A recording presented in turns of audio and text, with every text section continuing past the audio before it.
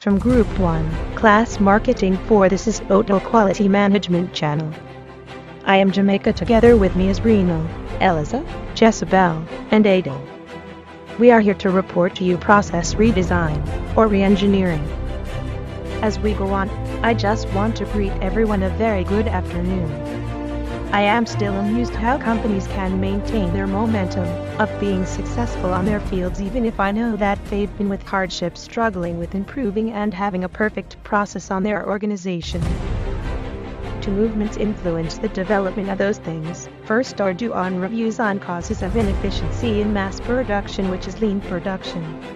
On the other hand is process re-engineering, which was born out of the potential provided by information technology for traditional processes to be fundamentally redesigned.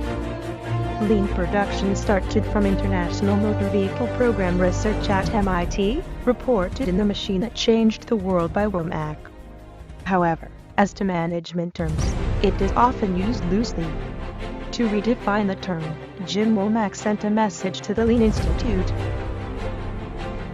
He emailed this entitled, "Deconstructing the Tower of Babel." He described how in 1987, working with a group of colleagues, they listed the performance attributes of a Toyota-style production system compared with traditional mass production. The Toyota-style production system needed less human effort to design, make, and service products. Required less investment. Created products with fewer delivered defects and fewer in-process turnbacks. Utilized fewer suppliers with higher skills. Went from concept to launch, order to delivery, and problem to repair in less time with less human effort. Could cost-effectively produce products in lower volume with wider variety, just sustain pricing in the market, while growing share. Needed less inventory at every step from order to delivery, and in the service system, caused fewer employee injuries, etc. The group quickly ascertained that this system needed less of everything to create a given amount of value, so they called it lean, hence the term was born. In the intervening period, the term has become loosely applied to a great variety of improvement activity, and so to set the record straight, Jim Womack wrote, "Here is what lean means to me. It always begins with the customer. The customer wants value, right goods or service, at the right time, place, and price, with perfect quality. Value in any activity, goods, services, or some combination and result of a process.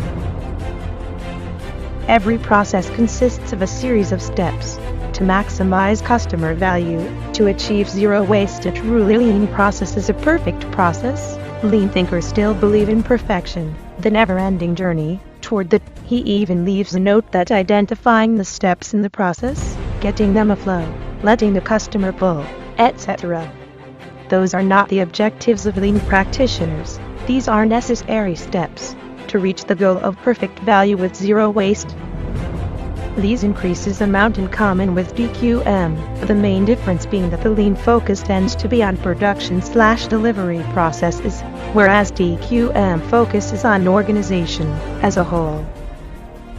Overproduction, waiting, excess conveyance, extra processing, excessive inventory, unnecessary motion, defects requiring rework, or scrap, which the elimination will reduce the proportion of non-value-adding activities, reduce lead time, reduce variation, simplify processes, increase flexibility, increase transparency.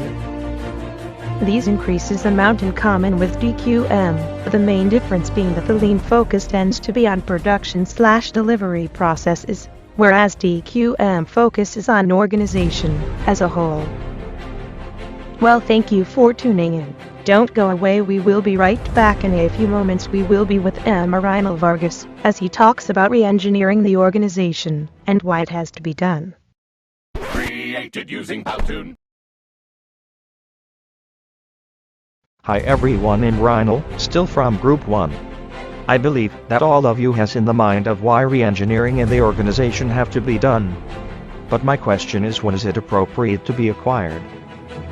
Well, that is why I am here. By the way, a very good afternoon to all of you guys.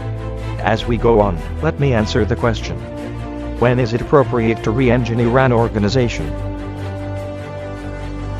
The answer is when a major business process requires radical reassessment, perhaps through the introduction of new technology. Discontinuous methods of business process re-engineering or redesign, BPR, are appropriate. The book Re-Engineering the Corporation, 1993, by Hammer and Champy, Reinventing the Nature of Work, or Reinventing Our Corporations from Top to Bottom. BPR was launched on a wave of organizations to completely rethink how and why they do what they do in order to cope with the ever-changing world. Some businesses and industries more than others have been through some pretty hefty changes, technological, political, financial and/or cultural. Customers of these organizations may be changing and demanding certain new relationships. Companies are needing leaner competitors encroaching into their marketplace, increased competition from other countries where costs are lower, and startup competitors which do not share the same high bureaucracy and formal structures. There are success stories and equally abject failures. In some cases, radical changes to major business processes have brought corresponding radical improvements in productivity. However, knowing how to reap such bounty, or indeed knowing if and how to apply BPR, has proved difficult for some organizations. Many companies adopted DQM initiatives in the 1980s hoping to win back business lost to Japanese competition. When Ford benchmarked Mazda's accounts payable department, however, they discovered a business process being run by VE people, compared to Ford's 500. Even with the difference in scale of the two companies, this still demonstrated the relative inefficiency of Ford's accounts payable process. At Xerox, taking a customer's perspective of the company identity and the need to develop systems rather than standalone products, which highlighted Xerox's own inefficiency of CE systems. Both Ford and Xerox realized that incremental improvement alone was not enough. They had developed high infrastructure costs and bureaucracies that made them relatively unresponsive to customer service. Focusing on internal customer-supplier interfaces improved quality, but preserved the current process structure, and they could not hope to achieve in a few years what had taken the Japanese 30 years. To achieve the necessary improvements required a radical rethink and redesign of these processes. What was being applied by organizations such as Ford and Xerox was discontinuous improvement. In order to respond to the competitive threats of Canon and Honda, Xerox and Ford needed DQM to catch up, but to get ahead they felt they required radical breakthroughs in performance. Central to these breakthrough improvements was information technology. Drivers for process change include information technology, its political, financial, cultural and competitive aspects. These often require a change of thinking about the ways processes are and could be operated. IT often creates opportunities for breakthrough performance, but BPR is needed to deliver it. Successful practitioners of BPR have made striking improvements in customer satisfaction and productivity in short periods of time. Inter-organizational integration of it is one of the greatest opportunities and challenges facing the sector. It has the potential to unlock significant value.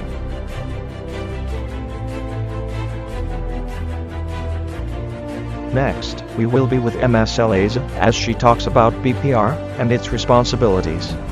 Don't go away. We will be right back for not more than a minute. Stay tuned. Created using Powtoon. Good afternoon everyone, I'm Eliza Rosendu-Still. This is Total Quality Management Channel. Our third topic is all about BPR, or business process re-engineering or redesign, and what it does for an organization. There are almost as many definitions of BPR as there are of DQM. However, they just lay on the same substance, the fundamental rethink and radical redesign of a business process, its structure and associated management systems to deliver major or step improvements in performance. Of course, BPR and DQM programs are complementary under the umbrella of strategic process management. Put into a strategic context, BPR is a means of aligning work processes with customer requirements in a dynamic, flexible way in order to achieve long-term corporate objectives. requires involvement of customers and suppliers, and thinking about future requirements. Indeed, the secrets to redesigning a process successfully lay in thinking about how to reshape it for the future. BPR then challenges managers to rethink their traditional methods of doing work and to commit to customer-focused processes. You are listening to Total Quality Management, the voice of ELIZA. Next up is a discussion with Ms. Jezebel as she tells us about processes for redesign and focus on results. Created using Powtoon. Hello everyone, and thank you for tuning into Total Quality Management Channel and the Group 1 very first broadcast. I am Jezebel. Let's talk about processes for redesign. My first 3 colleagues have discussed redesign or re-engineering. Now let me tell you the processes behind it. Much larger savings and headcount reductions are possible through properly applied BPR than simply automating existing processes. The larger the scope of the process, the greater and farther-reaching the consequences of the redesign. Some of the re-engineering literature advises starting with a blank sheet of paper and redesigning the process anew. The problems inherent in this approach are: the danger of designing another inefficient system, not appreciating the scope of the problem. Focusing on results rather than activities can make the difference between success and failure in BPR and other change projects, but the measures used are critical. Benchmarking is a powerful tool for BPR and often the trigger for many projects. Next is Mr. Redl. Stay tuned, have a nice moment. Created using Powtoon. Hello Philippines and hello world. Still, welcome to Total Quality Management Channel. Right now we will be discussing about the redesign process and assumption busting. It'll have a great afternoon everyone. BPR has a top-down approach, and needs an objective overview of the process to be redesigned to drive the project. Typically a BPR project will have 7 phases: discover and DANI. This involves RST identifying a problem or unacceptable outcome, followed by determining the desired outcome. Establish redesign team. The team should comprise, as a minimum, the following: senior manager as sponsor, steering committee of senior managers to oversee overall re-engineering strategy, process owner, team leader, redesign team members. Analyze and document process, ES, innovate and rebuild. In this phase, the reorganize and retrain, measure performance, continuous redesign, and improvement. Assumption busting is a useful late-step BPR method which aims to identify and challenge the rules and assumptions that govern and underlay the way business is done.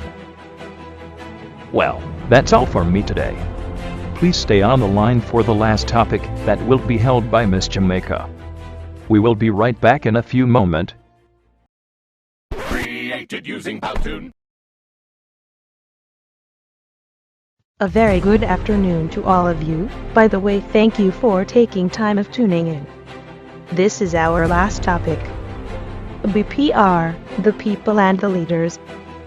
For an organization to focus on its core processes requires an understanding of its core competencies and the channeling of these into outcomes that deliver strategic competitive advantage. BPR has profound impacts on employees, from the top to the bottom of an organization. In order to be successful, significant changes in organization design and enterprise culture are also often required. This requires commitment from the leaders to undertake these changes. TQM ideals and concepts provide a perfect platform for BPR projects and the creation of a learning organization capable of adapting to a radically changing environment. That's all.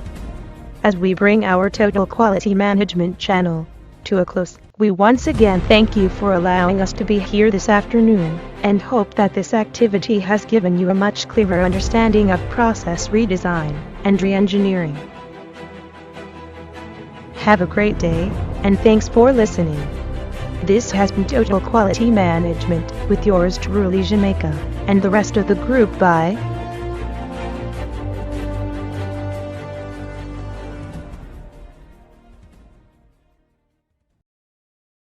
Created using Powtoon.